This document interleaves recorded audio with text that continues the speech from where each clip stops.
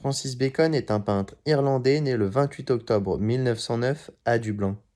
C'est à la suite de l'exposition de Pablo Picasso intitulée Sans dessin par Picasso, à laquelle il assiste en 1927 à la galerie Rosenberg que Francis Bacon crée ses premiers dessins. En 1933, Francis Bacon peint l'une de ses premières crucifixions qui attire l'attention d'Herbert Reed, historien d'art. En 1943, Francis Bacon est réformé de l'armée. C'est là qu'il décide de détruire une grande partie de ses créations antérieures à 1944, année où il crée l'œuvre qui marque le véritable début de sa carrière, un triptyque intitulé « 3 études pour des personnages au pied d'une crucifixion ».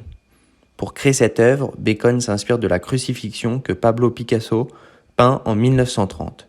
Le travail de Bacon n'est réellement reconnu qu'après la Seconde Guerre mondiale. Ses œuvres provoquent des réactions extrêmes du public, souvent choqué tant ses œuvres sont violentes et expressives.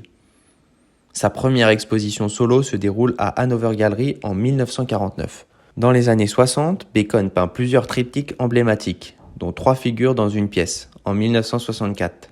Après le suicide de son compagnon George Deere, en 1971, l'artiste réalise 3 triptyques où il décrit de manière obsessionnelle la scène du drame.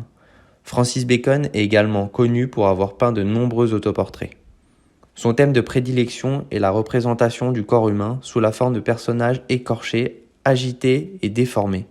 Largement influencé par l'art classique, Francis Bacon bâtit une œuvre violente et déchirante, triturant la figure humaine qu'il peint sans jamais rechercher à faire de l'abstraction qui est répandue à cette époque.